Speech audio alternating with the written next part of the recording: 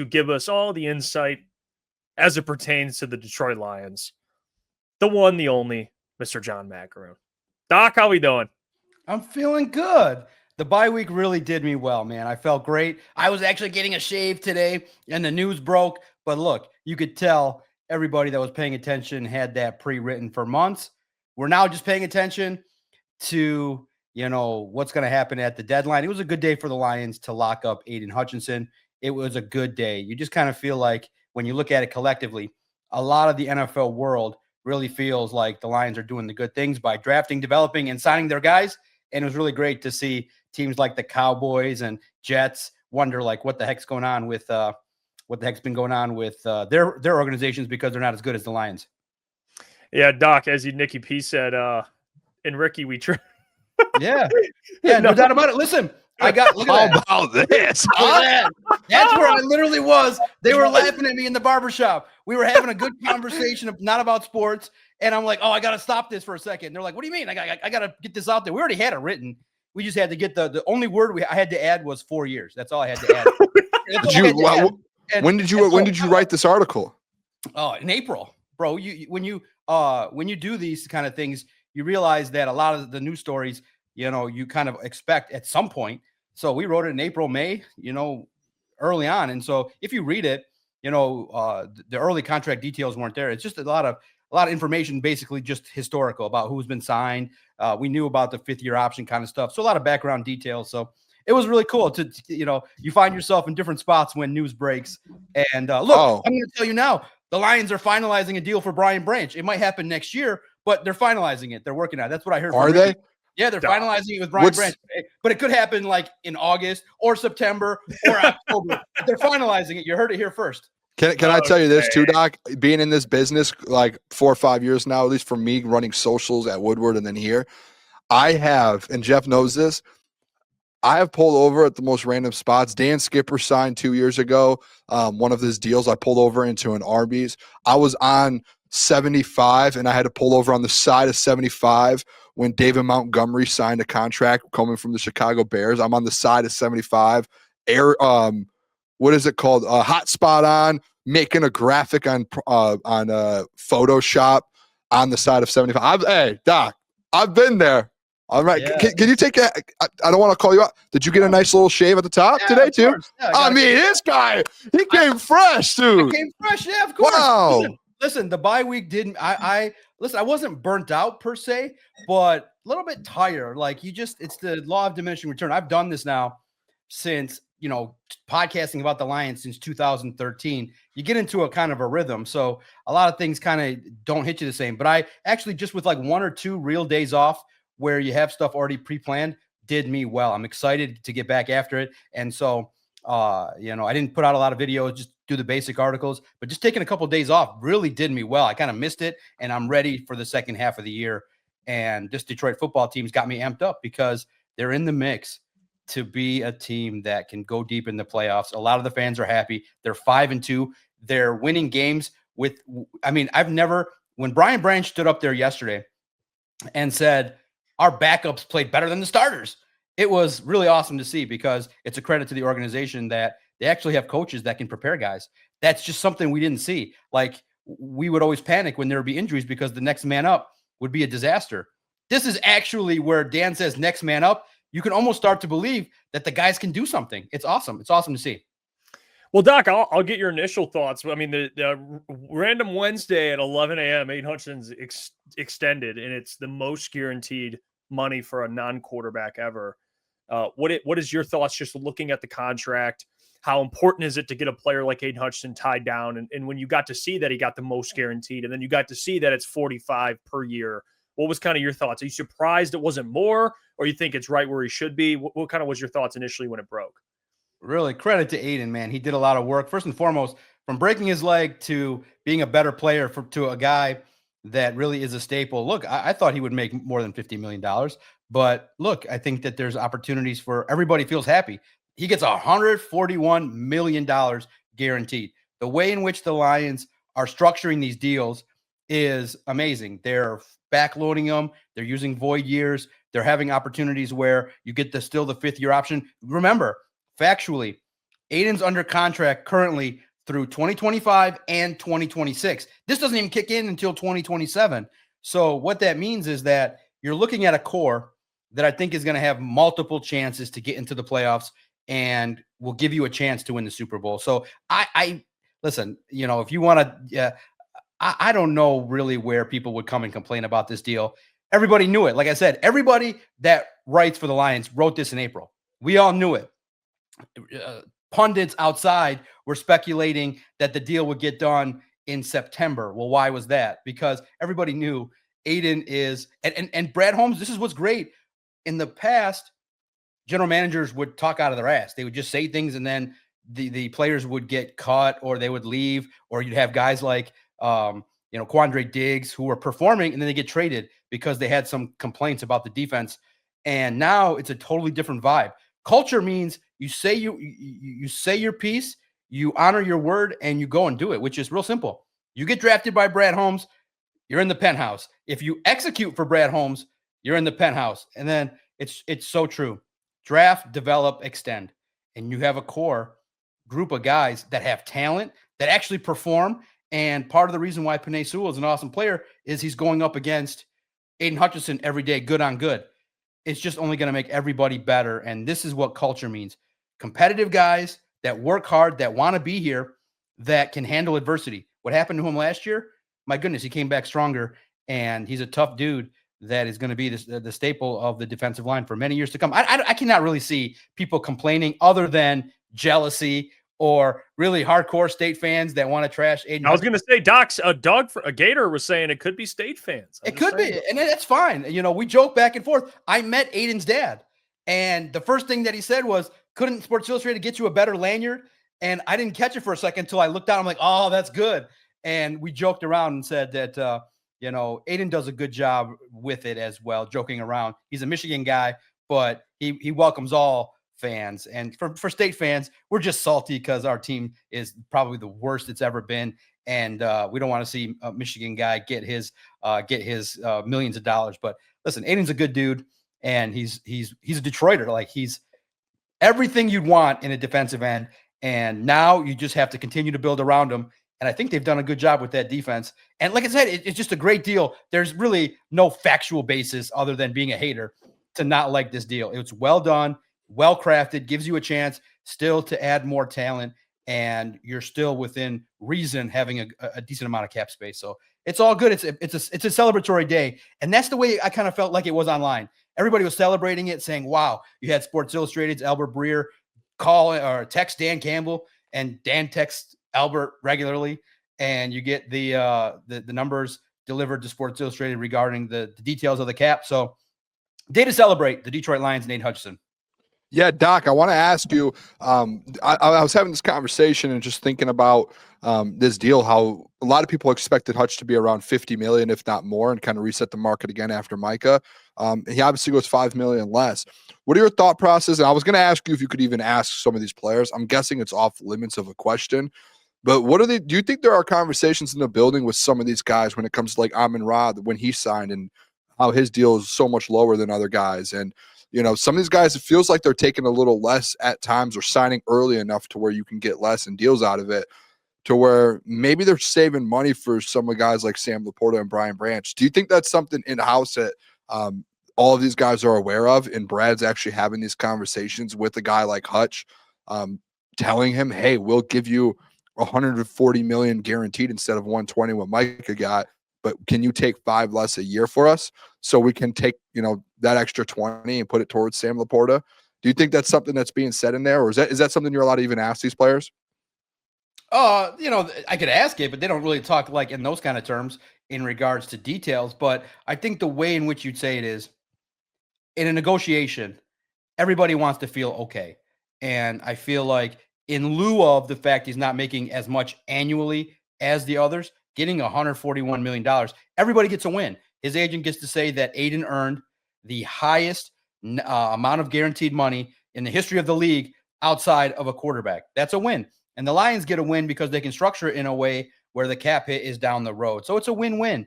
Listen, man, in the end, Aidan's salary doesn't stop at just his salary in the league. You know what I mean? He's a marketing dream. He has deals everywhere. So the extra millions that he gives up in terms of football, he could easily make up with House of Hutch. He could do it in marketing deals, the sponsors that he has. He can make up for it in a lot of different ways. Oh, hey, didn't catch you there. Let me tell you about our friends over at Manta. With the Manta Pro Sleep Mask, which is a fully adjustable, ultra comfortable sleep mask that delivers 100% blackout and breathable side sleeper friendly design. I'm a side sleeper. I ordered this about a week ago. It came in. I've been using it, and I've gotten some of the best sleep I've ever gotten. Because I know you guys are tired of waking up before your alarm because the sun's hitting your face. Well, the Manta Sleep Mask Pro blocks out every bit of light, so you can actually stay asleep. If you can't sleep because of street lights, early sunrises, or your room just isn't dark enough, this helps. It's fully breathable. I sweat when I sleep. It helps out tremendously. 100% blackout. Adjustable eye cups, breathable, cooling materials, which is all ventilated. And you guys can go to their website and use the code CRUNCH to unlock 10% off your purchase. You can also grab different accessories to go along with it.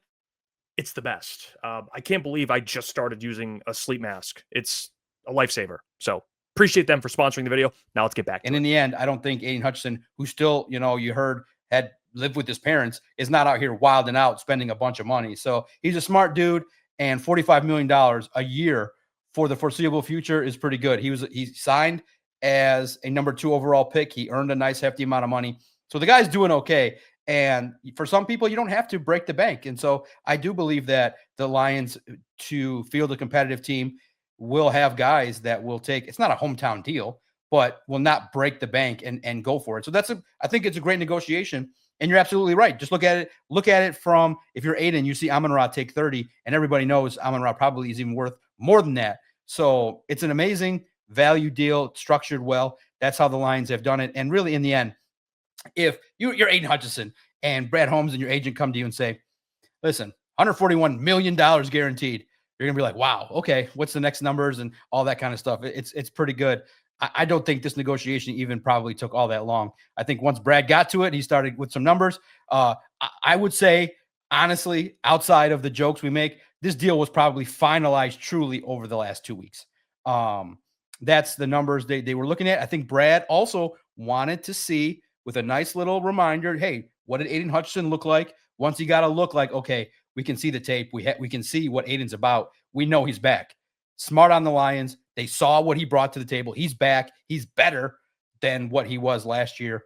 Pressures galore. The numbers speak to what this guy can bring to the table. So in all factuality, not being in the room, there's no way this deal started to be finalized in September. It started to be probably looked at seriously in October, once everybody saw what Aidan brought to the table. And once the numbers, got sent to the agent's like, I like these numbers. And here we are. Yeah, Doc, I know we talked about it at the beginning of the show too. Out of the next, people always look at what's next. The other 4 players that are on people's radar to be extended: Brian Branch, Sam Laporta, Jahmyr Gibbs, Jack Campbell. In your mind, 3 of them coming from the same draft class, or all 4 of them, coming from the same draft class, first and second round. And obviously 2 of them have a 5th-year option. How do you see that thing shaking up? Is there going to be a player potentially left out, or you think maybe with Taylor Decker's future, maybe saving some money there? Do you think there's a scenario in which they could potentially keep all of these players? Where are you at with that big 4 from that draft class? Yeah, no doubt about it. Real fast, let me take a call from a source here. I'm going to tell you guys, I typically don't reveal my sources, but learning some things, I have a new one. I'm going to have, hey, Diana Rossini, 1 second here. I'm out with my fellas. Hold on 1 second here. I'll give you some information. We'll talk soon. Okay.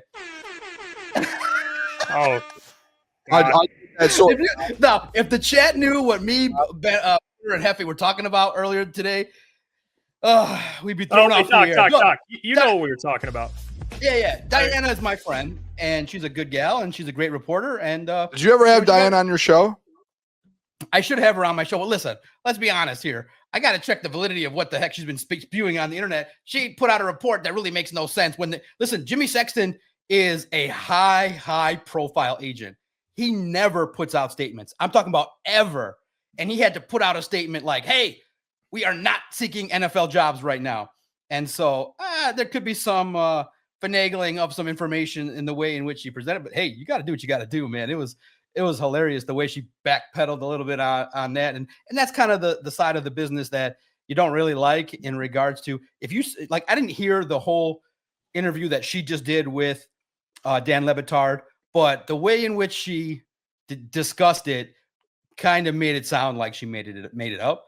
But I have to listen to it all because she backtracked quite a bit. But that's not how you do things. You're supposed to say the way she's supposed to say it and defend herself is, I did not hear from the agents, but I heard from a very close source to Mr. Sarkisian that there's interest. And it didn't come off as firm and defendable. It came off as a little bit meek. But listen, that's a national reporter. I don't do things that way. And that's why I joke around in that the information I present is stuff that I've actually heard from people that will be okay if I share it. But I'd like to talk to her. I would like to talk to her and give her some information.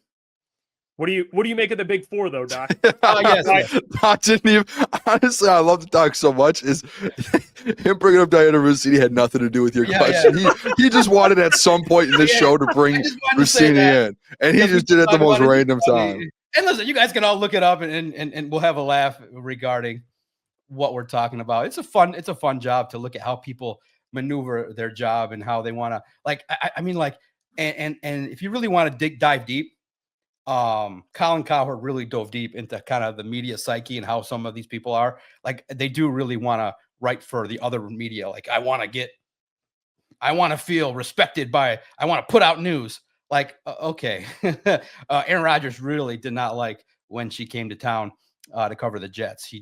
It was crazy. Now, the big four, the big question is, and everybody's worried, all right, who is off the island because of these deals? It's tough. Now, it's really, really tough because some people are saying, well, maybe the opportunity is there to get everybody. I would think that the level of talent, you're not going to lowball anybody. But when Jahmyr Gibbs gets his contract, his time is up. When Jack Campbell's time is up, Brian Branch, Sam Laporta, one of those guys is going to get a monster offer from another team. And they're going to have to make a choice. I don't think the Lions are going to boot anybody. But you look at it and you say, listen, the way in which, first and foremost, they talk about Jack Campbell, the captain of the defense, you're probably going to let Alex Anzalone go. He's on the island. He's a staple. The defensive coordinator is a former linebacker. So I think he's on the island. He stays. Jack will take a fair deal and will be here for his career. He's a loyal guy. I don't see him causing any problem. His will get done probably in July of the time when he can get it done. He'll just get it done. There'll be no noise around it. It'll just be, I got a deal, and we'll keep it moving. Brian Branch is going to be tough because do you pay two safeties $20 million? That's going to be a guy I think could be poached from another team who will offer him that much money because you've already paid it to Kirby Joseph. So you have an opportunity. Maybe you go that route. If you're going to say who are the people that could be gone, I think you look at it and you say, I think you're going to, with the head coach being a tight end, you realize you can do some things too. I feel like if you're going to do it, they haven't done it yet, but you can play the franchise tag with, and it's a tough business, but I feel like the position that kind of gets treated that way is the running back position. You keep Jahmyr Gibbs for all 5 years. You get that franchise tag. You run him into the ground, and then you get the next running back. That's just the way of the world. And are you going to pay Jahmyr Gibbs $20 million a year at 27, 28 years old when probably you can replace that position with the speedy guy? I think that not off the island, but we'll have a chance to earn two guys that will have a chance to earn competitive deals elsewhere will be Jahmyr Gibbs and Brian Branch. Those are tough positions. There's tough. But I do think that Sam Laporta and Jack Campbell are guys that I think for sure will be here. And I think that the conversation will be had deeper regarding Gibbs and Brian Branch. Yeah, Doc, I want to kind of just carry off of that because I think something that no one really talks about, and we actually haven't talked about it. This is the first time I brought it up. Do you think there's a world where some of these contracts that's already been done that Brad moves off of them to be able to keep other guys? Like, I don't know how crazy that is, but like a Jamo with the contract he has in a couple of years, like a year or two, like where he's like, all right, we got to get, Brian Branch done. We got to move off someone, or we got to, I don't know. I'm just trying to brainstorm different ways to keep them and kind of think outside the box a little bit. Do you think there's a different world where something like that happens? Yeah, there's a lot of different things that can happen with the cap. First of all, most people presume you're going to add $40 to $50 million in cap space by restructuring Goff, which will tie him here for the foreseeable future. And he's your guy for the next 5-6 years. You're going to get a lot of money in cap relief. And then the cap goes up $20 million a year. So you realize there's going to be money that comes off the books with potentially if Taylor Decker retires, Graham Glasgow, other guys that you don't sign. So I'm of the opinion that they're not going to be in cap peril. The Lions seem to be managing this in a great way. There's always opportunities to finagle deals, make trades, have things happen. So the Lions in their cap space has just been not a subject to be concerned about. Now, the issue at hand is going to be, well, does that preclude them from going after a high-priced external option? Probably. That's what it means, is that if you're, maybe the first guy that's got to be looked at is if there's going to be a contentious negotiation, could be Amik Robertson. He could be looking at 5, he could be looking at wanting $6 to $8 million a year or more.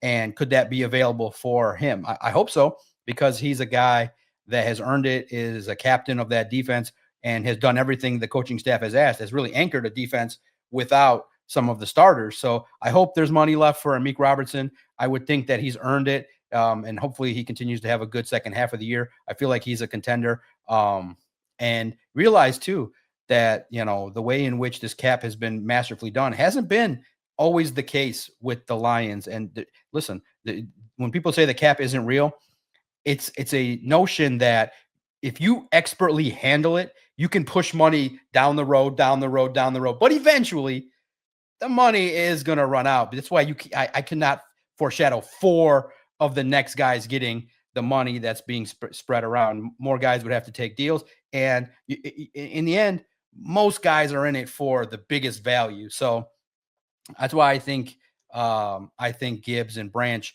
not by force, like saying, hey, we don't want you.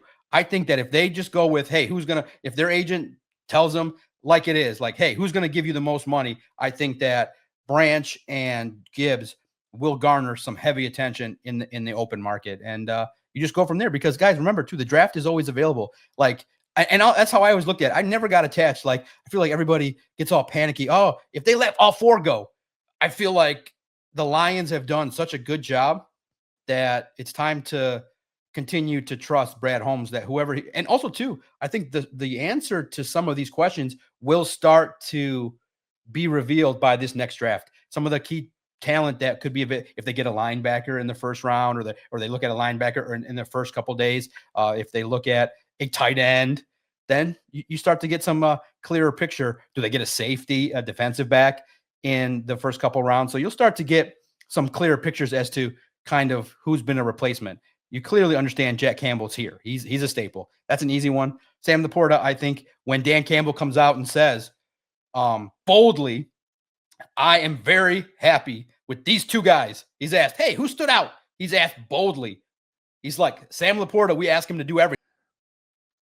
I've interrupted the video to tell you about our friends over at Sleeper in the new promotion they have going on. A brand new promotion is now live on Sleeper that could be paired with the 100% deposit match promotion that's already been going on. It's a free $20, no deposit required, plus first-time users will also receive 100% deposit match up to $100. Use the code CT Sports. You guys should already be using Sleeper. It's one of the fastest organically growing fantasy platforms in the entire world, with millions and millions of active users. They are crushing it. And if your state allows it, you should be using Sleeper Picks. It's a real money product that connects friends over picks. You just choose 2 to 8 of your favorite players from pregame live or across different sports. Pick more or less than the predicted stats. And on Sleeper, you can get up to 1,000x payouts. Share with your friends. Get rewarded together. Don't forget, code CT Sports. Get a $100 deposit up to $100, and you got your free $20 entry. Sleeper is taking care of their customers. Always remember, gamble responsibly. Now let's get back to the video. So the head coach is a tight end. He's not going to just let the guy leave. He's going to kind of fight for Laporta. Like, hey, it's my guy. Like, we're asking, like, they literally ask Laporta to block big dudes. And Laporta's like, come on, dude, like, help me out. And he's like, go block and win. And they challenge him. So that's a staple. That's a guy. They're never letting him go. And Jack Campbell as well. I think Kelvin Shepard, maybe if he takes another job, maybe you look at Jack Campbell in a different way. But it starts to lend itself to some clear picture if you know relationships and you know kind of how the league is. I feel like running back and wide receiver are positions that are just coming up in droves where you can, maybe you won't get a Jahmyr Gibbs, but you can get a darn good running back in the next 4 years. Trust me. Now, Doc, I guess we'll just transition the conversation before we get to the Vikings game. The last time or the next time we talk to you, it'll be after the trade deadline. So I know you've already spoke about it before and how you believe the Lions need to add. But what's kind of your feeling now a week away? Is there a sense you have, and not about what you want, but that's more so what Brad will actually do? Booner was talking about a poll he put up earlier, what Lions fans think the Lions need. Number 1 was edge. Number 2 was DB. And number 3 was tackle. What do you think the Lions should do going into Tuesday? And what do you think they'll actually do? What's a fair expectations for fans going into Tuesday? Proud of you, Booner. I'm proud of you guys. You listen. Yeah, they need Doc. Clearly. Defensive end, They need offensive Doc. lineman, and cornerback. Yeah, they need Doc. Get him, Doc. I still haven't read I haven't wrote the headline yet. I've been thinking about it. But listen, man, I sit here and I would love the Lions to go all in and make moves and call Trey Hendrickson and call nonstop. But the Bengals are never getting rid of Hendrickson. That's an ultimate sign of giving up. So you're not going to get the A+ guy. So you're not getting Myles Garrett, Max Crosby, Trey Hendrickson. I just hope that they call and throw it out there that they called at least. And they did. The Bengals, I mean, it's almost certain. I don't have to listen. I can tell you without being reporting it. Doc is speculating that Brad has picked up the phone and called the Bengals and said, hey, what's up with Trey? And they're like, no. And he's called back and said, hey, what about today? And they're like, no. So you hope that the Bengals get their ass whooped this week and maybe there'll be some movement by Monday. But they got to maximize their the Bengals got to maximize their return. So you just keep saying no until Monday at like 8 p.m. You start calling up Brad and be like, okay, what about that first rounder I got? You start lying. You just openly lie. The Packers are kind of interested in giving up a first rounder, but these guys all talk to each other. They all know what it's going to take. So I don't think grand slam. I think similar to how the Rams did it, you just go out there and get a position of need. I think the guy that just kind of fits is the defensive back from Seattle. Rick Woolen is a guy that just doesn't fit. It's not a talent issue. He doesn't fit. They play a lot of zone out there in Seattle if you go watch, and he plays a lot of man-to-man. He fits here in Detroit. So if they can work something out, I feel like Rick is in that position where he might be the biggest profile guy you can get, but there's a lot of names out there. I do feel like they'll add 1 or 2 pieces, but they'll be in regards to depth. I feel like those are the positions you're talking about. Everybody's on it. Defensive line, offensive line, cornerback could be an area, maybe a tight end, because when you look at the film, I just spent some of the time. Brock Wright's been okay, but his blocking hasn't been to what his standards are. He's had kind of a down year in regard to everything that you've seen. And I've kind of been a little bit surprised by that, given the financial commitment that they've made. So you could look to another tight end that's a true blocking tight end. They did add one from the 49ers. So we'll see if there's a chance. You hear names like people say Arden Key and stuff like that. That's fine. But those are guys that will come here and perform, but won't be impactful to the degree that they're going to do something crazy. So I feel like the honest answer would be it's going to be like a B-, C+ kind of situation. And they'll go out there and get somebody safe, and everybody will be okay. But remember, the Lions truly will try to sell, and it's not a bad idea. You're getting Davenport back. You're getting potentially Ahmed Hassanin back when you bring him back and sign him. You're getting you still have Wingo that's been a healthy scratch. You get maybe if we can find Josh Pascal and see if he'll get out there, you have the opportunity to go out there and handle business. And I feel like you're not going to be super excited, but you got a good team. And look, in the end, I could be totally wrong, but listen, all the reporting, Brad Holmes keeps it tight, and I'm very happy that this football team is 5-2. Where it's the way I put it on X at Detroit Podcast is, you don't really have all that many needs. You have some just wants that if you add will make everybody feel a little bit better. You have a good football team that's 5-2, and Dan and Brad have sold it well enough to say, listen, let's take our soldiers and let's go out there and handle business. So I'm having a great opportunity to kind of say, you know what? as much as I would scream and yell, go get everybody, they've sold me, man. Go with it. If they do nothing, you could say, hey, wait a minute. You added Nick Whiteside. You added some potential. I think the names you're all hearing are all the same. Jalen Phillips from Miami, Chubb, or whatever his name is. The other guy from Miami. You're hearing all these names. They could do it all. Look to see the Saints. Look to the Browns, Jaguars, guys that are teams that they've traded with before.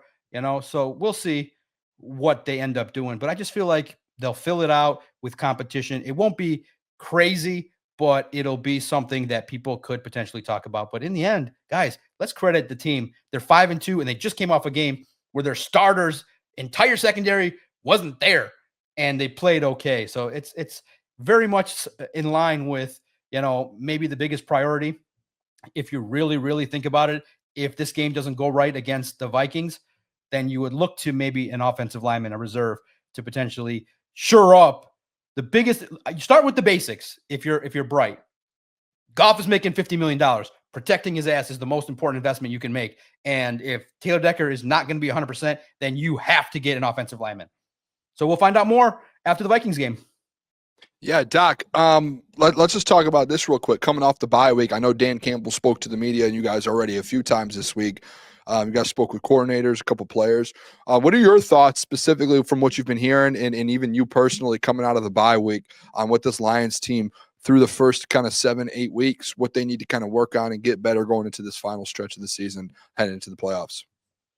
Yeah, look, pass protection, and making sure that Jared Goff is playing at the highest level. Dan Campbell's talked about execution on third down. Let's just look at it globally, offensively. When you look at it, it hasn't been good enough as of late. And you've obviously had some shuffling in regards to, the offensive line. So I get it. You started off hot after that game against the Packers. The offense dipped a little bit. They are definitely, clearly, Goff and Amon-Ra have a connection. They are on point. Gibbs is emerging, but you got to find a way to get everybody else involved.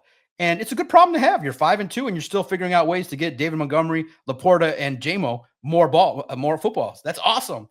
I think that's a great scenario for this football team. I do want to see more explosive plays. Now, most people are going to say pass rush. I do think it's been okay. Like, you got Aidan Hutchinson doing some things with pressures, and Al-Quadin Muhammad, the return of Aleem McNeil. DJ Reader has been a force. So the defensive line has done a decent job overall. Now, could you always improve it? Absolutely. But the Lions are going to say, well, we got 3 guys potentially that we can get more out of: Wingo, Pascal, and Davenport, and Ahmed Hassani. That's 4 dudes. 4. So what do you guys think is going to happen? That they're going to go out and get a Granderson from the Saints, or trust one of the 4 guys that they scouted? So as much as, I would love that to go out and get externally, they've beaten me down to the point where I believe them. Like, until I see it, I can only report that the Lions love their evaluations of their own guys. They love the Pat O'Connors. They love the guys that they've brought along, and they love Wheat. They love guys that have been in the system and been here. And it kind of feels too like, when you give a gift to a guy to go outside the organization, you're like, hey, you're coming to a football team that has a bunch of things in place already. So I get it. I know the love that they have for the internal guys, and I can respect it. Like, they've said it enough, you almost start to believe it. So, but could things be improved? Of course. The interior of the defensive line can always improve. But again, that wasn't the strength. Like, DJ Reader, Tyleik Williams, and Aleem McNeil are not sack masters. Like, that's not their job. Their job is to stuff the run, fill the gaps, and complete the puzzle, so that guys like Jack Campbell, Derek Barnes, and guys like Alex Anzalone, guys like Aidan Hutchinson are going to get the sacks. That's the way the defense is clearly showing. Oh, I love the stream. The guys in the stream are like, we need more from Tyleik Williams, the rookie. Well, he ain't, like, I know everyone says he's a great pass rusher, but he's not a great pass rusher. Like, that's not the case. You could say, hey, we can get a defensive tackle and go get it, but I feel like the Lions are pretty satisfied with how the puzzle has looked so far, especially when you realize this defense, if you get DJ Reed back and Terrion Arnold steps it up in the second half, you have a chance for this puzzle piece to kind of fit and play at a good level. So we'll see. We shall see. I wonder. The question I would ask, there's only really one question I would ask Brad Holmes, is, do you feel this is the year where you're the closest you've been to a Super Bowl to push all in? And I think they would say, you know what, we've done such a good job. No, like he would say no. He would say, you know what, we feel like every year we can be similar to this if we put it together with a good roster. So I feel like all of us are scarred from Scott Harris, and we all want them to go do something big. But this group, you can legitimately say, has done well enough that, to me, in past years, I would scream and yell if they didn't do nothing. This year, I could almost make the case that if they did nothing, they've done a good enough job to put this roster in a competitive spot to give you a chance in the playoffs. Doc, I don't know if we really asked you fully, but for the fans, what's the timeline look like for some of these guys coming off injuries? I mean, if Kirby, Brian was suspension, but he'll be back. But Kirby, Davenport, DJ Reed, et cetera. Obviously you have guys like Maddox who kind of got worked back. He's coming back. Malcolm Rodriguez. What are you hearing, Doc? What have you seen? And what's like a realistic timeline to get some of those starters back for the next couple of weeks? Yeah, I would think that, let's start with Rodriguez practicing this week, a couple of weeks. So you figure he's not going to go this week or next week. You figure the Eagles, would be a nice opportunity to get him going. Maybe you wait a little bit until after. So you'll see a couple of weeks. Typically, they've kind of given guys a couple of weeks to get their legs under them, and he can get after it. So Davenport, Dan did not give a timeline. So I would think towards the end of, middle to end of November, he starts practicing. And Dan did say, we're going to be good in November, December. So I think that early December might be the expected return date where Davenport will practice. Probably similar with Hassanin. The middle to end of November might be some time you hear some buzz, and then you'll get those guys back in December. Tyrion Arnold is practicing. I foreshadow him playing. DJ Reed, I think, is another week away from showing up at practice. And, he started working with trainers. So that could mean next week he practices and then gets after it for the Eagles. You get all your horses back for the Eagles in a game that's going to have NFC ramifications. So it's a good time, man. It's listen, Davenport, you just throw his name out there, but he's a guy that you just, anything you can get is a bonus. I think the question mark is, and we don't ask it as much because Dan hasn't been forthright at all. It's the second week. We've asked every 2 weeks what's going on with Pascal, and he said the same. He's getting a little bit better, but we don't know his timeline. So I would also put him in December. The guy that people were a little concerned about was Kirby Joseph. We'll know more tomorrow if he gets back at practice. He wasn't there on Tuesday, so I would think that this week might be a stretch, and you probably would feel more comfortable with him practicing next week and getting after it against the Commanders. Listen, I'll be honest. I do think that them being 5-2, playing JJ McCarthy, getting Branch back, the confidence that you got with Hallett and Harper, do you really need Kirby Joseph this week? JJ McCarthy's ass, from my opinion. Listen, I can only go by what I saw. He can't cheat. He can't cheat his way in the NFL. They would actually go with a guy whose shoulder's about to fall off over JJ McCarthy. What does that really say? That they would have said, Wentz, he's out there dying on the field, and they're like, you go out there. And they're like, okay. I was like, man, that must mean that JJ sucks. And when you turn on the film, he had a little brief nugget, but he's raw, and the Lions are going to abuse him. And they're probably like, oh my God, this is great. So I feel like Kirby gets a free vacation playing JJ McCarthy this week. And I think this week was the week we see the helmet slam from Justin Jefferson. He's going to get pissed on the sideline. And I think that Amik Robertson and Tyrion Arnold are going to confuse the hell out of Justin Jefferson. The guy that I think could have a game is Addison. That dude's just a pest, and he's just always around the football. So I think the Lions will do enough to limit Jefferson, and Addison will get his, but the Lions are going to win, I think, easily. I think the spread keeps going up. I think the Lions are going to win by 2 touchdowns. And so I think giving Kirby Joseph giving him another week off. I don't think you need him. I don't think you need him at all this week. Most people believe the Lions are going to steamroll the Vikings, and I truly believe it. There's no way they keep up. And this is great. I'm really appreciative of the fact that this schedule laid out this way. Yeah, and Corey asked too about Avonte Maddox. He practiced from the first day, so I think that he's on his way back. So that you get another replacement too as well. You get a nice rotation with Avonte Maddox, and I think Hallett and Harper are competing every single week for playing time. It's pretty good, man. It's pretty good. Let Kirby sit. Let him get right. Let him feel good when he comes back. What do you think over the next 2 or 3 weeks, Doc? You have this game versus the Vikings. You have Commanders, you have Eagles. How do you look at this stretch kind of going here over the next few weeks for this Lions team? Yep. I did a wonderful job this month after the bye week. The first day back, I dropped an updated game-by-game prediction, which you can find at Detroit Lions on SI. It's always there. It's available, and you can just Google it. Lions updated game predictions SI.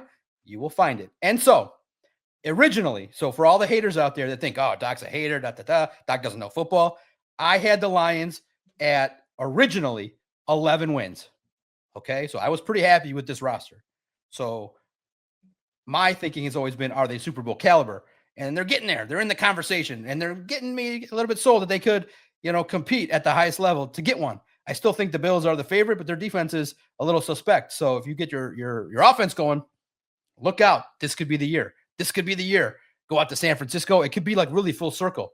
You suffer in San Francisco, and you go out there and you get revenge out there in San Francisco. Man, could that be the storyline, the dream scenario? Man, sorry, what was it again? Hit me again with what the question was. I forgot. I literally forgot. I just asked your thoughts on the next few weeks of the line, matchups and game by game predictions. Yep. I did a wonderful job, and so I got them losing 2 games the rest of the way. This is a 13, and most likely I'm going to give you the fan perspective and what realistically could happen. The fan in me says you lose just 2 more games. You lose to the Rams, you lose to the Eagles, and you win out. And I say, why not? You're playing good, you're gritty, 13-4, baby. Now, realistically, there's going to be a slip up somewhere. There's going to be a game you get boned. Something happens. You might lose to the Giants where you're overlooking them. Jackson Dart has a miracle game, or Aaron Rodgers goes off. So you might have a loss in the mix there that you're not expecting. So realistically, I think you go probably 12-5 with the way the schedule lays out. This is the toughest stretch right here. The next 3 weeks are tough. You dominate the Vikings. So that's easy. That's 6-2. I think you beat the Commanders because you got the motivation right there. Literally Dan walks in and is like, they effed up our season last year. We're going to whoop their ass. And who knows what's going to happen with Jaden Daniels. He's having an up and down year. Their defense is exposed. You can do some things. So I'm talking about you're going to whoop their ass. I'm talking about it's going to be all the trick plays, Jamo with 4, 5, 6 touchdowns, and you're going to whoop their ass because you're going to have the psychological advantage. You're going to go out there and just see red. And if they have any spirit of grit, then forget it. Forget it. The Commanders are over. They're going to whoop them. And then you go to the Eagles, and you're going to have all the shenanigans, the big NFC matchup, the tush push. Do you get any calls against the Eagles? No. They're going to have everything. Devonta Smith is crazy. So you take the loss. So I think you go 2-1, and you come back and you whoop the ass of the Giants. And I'm talking about you feel good after you whoop their ass. And the rest of the schedule puts it in a spot where, look, a guy like Steve can say 14-3. You almost could believe it. But let's talk realistically here. You can't get up for every single game every single week. Something's going to happen. So let's start with Fanboy 13-4. Realistically, 12-5 is on the table for this football team. It's a good time, guys. Celebrate it. Enjoy it. Really take it all in because we could be watching a really special team if they kick it into gear. Imagine they're 5-2 and they can do so much better in so many areas. You got to look at it like Dan's got to be excited. Like you're 5-2 and you've played a probably B- football to start the year. B-. Your offense on third down is not good enough. You're making mistakes offensively. Blocking is inconsistent across multiple domains.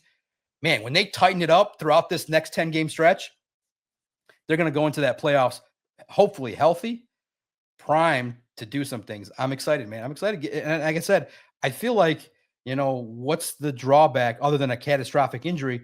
This is a time to truly enjoy this year of football, and I am definitely one of the people enjoying it. One of the most enjoyable seasons I've had, and every word I write, I feel comfortable smiling writing about the Detroit Lions. Well, Doc, you mentioned the offense on third down. I'd like to ask you about the offense, and you kind of teased the Vikings game, what you think will happen, but is it fair to expect a get-right game for this offense, given the Jamo questions? Everyone's talking about Jamo this week, getting him more involved. John Morton during the bye week, I'm sure, kind of did some self-scouting. Dan Campbell, same thing. What's a fair expectation? Good defensive coordinator in Brian Flores, but I just talked about this today. The Lions have beaten the Vikings the last 5 times and have scored 30 points in every single one of those wins. Is it fair to expect another 30 bomb and the offense correcting itself, getting better, getting back on track? Absolutely, man. I think clearly Jamo's going to get more touches. Jameer, listen, they're going to bring the pressure. They're going to try and confuse everybody. But what's going to be great is I think Goff can get the ball out quickly. He knows how to handle things in a great way. And I don't think that J.J. McCarthy can keep up. So I just think first and foremost,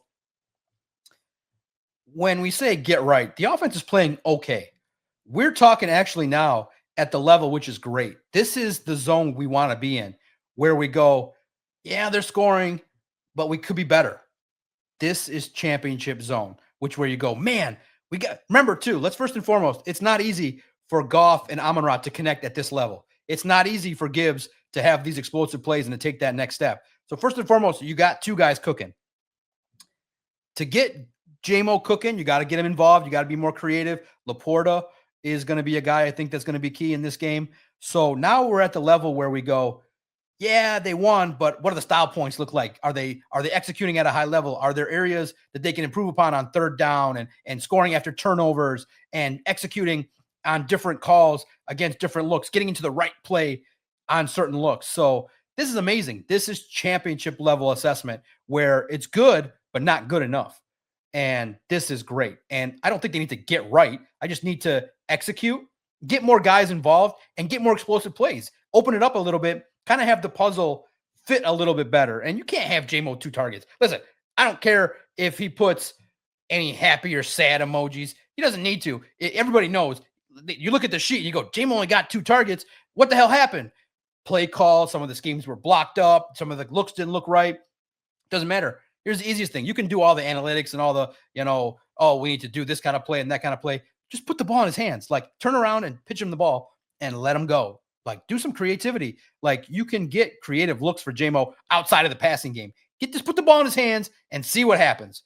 And again, too, we were told the reason why people are like, well, oh, Jamo's okay. We were told by the Lions he was going to have a breakout year. We were told that he's expanded his route tree. We were told that this is the best he's ever looked. Well, you aren't doing the same things that would indicate that based on the play calls. He's running his average depth of target is 17 yards. You're only running a certain play for him. He can do so much more. Dig routes, slant routes, screens, variety of different screen looks. You could just turn around and give him the football. You can do so many different things to get him the football that you're not doing. And look, in the end, the game against the Eagles really opened my eyes. And the announcer said it. They said the Vikings never give up big plays. Ever have ever done. And look what's happening. Devonta Smith is out there schemed open based on certain looks earlier. So don't tell me Tampa 2, they're taking Jamo away. Bullshit. If you're Jamo and you out there, you stand on the sideline, you say, bullshit, I don't care about Tampa 2. I don't care if they're trying to take it away. Throw me the damn ball. Ball's in my hand. 50-50 balls are going my way. So don't tell me that we take what the defense gives you. That guy's a playmaker, so get him involved. And he will be. No doubt about it. There's no way you're going to give him 2 looks. That's just not enough. And look, in the end, you're not going to put the ball in risky positions, but your defense has shown you can give it a little trust. You can push a little bit. And Jared said it. What did Jared say? And I'm thankful when he wins, he's honest. He said, I'm looking for more ways to be aggressive. You read that on Lions NSI this morning. That's what he said to the media. I'm looking for more ways to pull the trigger, throw the damn ball. Stop being risk averse. Your defense will protect you. Don't worry. Booner's going to be nice to you if you throw a pick. Doc, maybe not so much, but Booner will be nice to you. Don't worry. Just handle business, and I think they will. You're going to need to. You got 2 weeks to study this offense and keep it moving because you're going to need to score a shit ton of points against the Eagles. You're going to need 35 to beat the Eagles. Minimum.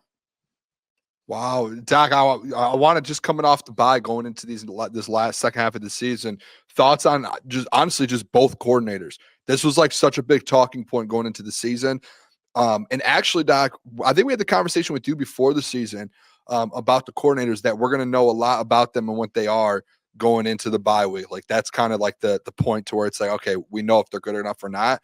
What are your thoughts on John Morton and as well as Kelvin Shepherd? Who's done a better job and who do you think needs to kind of improve a little bit more? Well, first of all, is Kelvin Shepherd going to be here next year? Is LSU going to steal him? Listen, that's a fun conversation. We're going to know more Friday or actually, we're going to know more Thursday when he talks to the media. It's going to be a fun talk. I think he'll definitely, the line's going to be straightforward. I love my alma mater, but I'm focused 100% on making sure this defense is thriving. But it'll be a good question. I can't wait to see how he answers it because, if you look at it culture-wise, he's a perfect fit. Like literally, Calvin Shepard's the guy, but, not a lot of experience, but he's got opportunities. But I do think that he's on the trajectory of being an NFL coach. But it's always nice to be flirted with, and I would think that he'll be on everybody's list, maybe even on an interview list, to at least go down there and talk and see it. Listen, if they're offering you $50 million to leave, you know what I mean? $50 million plus buyouts, you got to go take it, man. You 3-4 years, waste your time down there, you get $50 million to leave. That's a nice retirement package that everybody's got to at least look at. But that guy, Calvin's on the path to be an NFL coach. You know that. He's legitimately awesome. He's so good. He coaches so well. You don't even need your second best defender on the field. You don't need him if he's not healthy. And I think some of your chat are like penny wise and pound foolish. Like, you don't need him. Like if Calvin, and remember too, you have to actually listen to Dan Campbell talk. He gives you the formula. So being that I'm there quite a bit, I can tell you the formula. Dan said it. In essence, we didn't play Kirby because his production against the Chiefs was bad, and his production against the Chiefs was bad because he was hurt. So you're winning. You don't need him. So yeah, I'm telling you, you don't need your second best defender because you're not playing. And also too, it's kind of, I'm going to also streams. I'm going to tell you, JT McCarthy's ass. You don't need him. I'm telling you that because I think he sucks. And yeah, you don't need him. You don't need him. And also too, to F around. And because you're enjoying listening to my face, which you should, because I'm interesting. That's why you sit through it all. You don't even need Brian Branch. JJ McCarthy's ass, bro. Like when you see him, he's like, oh, that guy can't read defenses. Oh, he's raw. Guess why he's raw? Because I love Dan Campbell. They ran a pro style offense, which was code for they didn't let the guy throw the ball. Very good code. And it's exposed. Now, he will eventually become good. Listen, I'm not saying that he's not. He's got it, but this is now. Now, JJ McCarthy sucks, so you don't need him. So it's fun. It's a great opportunity to say those kind of things. So that's how I look at it. Hey, Doc, I didn't even, before we get to, because we have mailbag, people have got some questions for you. I didn't get your thoughts on what do you think of the former Lions, CJ Gardner-Johnson, going back to the NFC North? What do you think of that, Doc? Yeah, absolutely. And then just real fast, I talked about John Morton. He just got to kind of pick it up. He's got to meet the standard of where this offense is, and it's a high ceiling. John Morton, I think, will do a lot better with the play calls. He will get after it. Now, I put it when I saw the news, I put, this is great for the Lions. It's weird because I just think that CJ Gardner-Johnson is kind of like the streams of your chat. He's good to be around, but he's annoying. You know what I mean? It's like he just annoys people. And you just see the comments. You're like, okay, he's got talent. He sees things. He understands things, but he doesn't understand fully the nature of how to get along in the pond. So that's fine. I think that they needed the help, and Ben Johnson knows what he can bring to the table. It's good competition he's going to annoy the hell out of Caleb Williams. And I think that's a little bit of a shot to Caleb. Like, hey, let's get some competition going and let's get after it. But for some reason, and I guess from the experience that I had with him, is that he's got talent, but the talent is not enough to justify his loud, brash personality. I think that bouncing around this year should kind of ease up a little bit with Chicago, and I think that'll be the case. He got his ring. He's a talented dude, but he comes with a lot of personality, and man, does he like attention. And he's a guy that has a huge ego, and his talent is okay, but not to the level of where you go, man, you're not a game-changing piece anymore.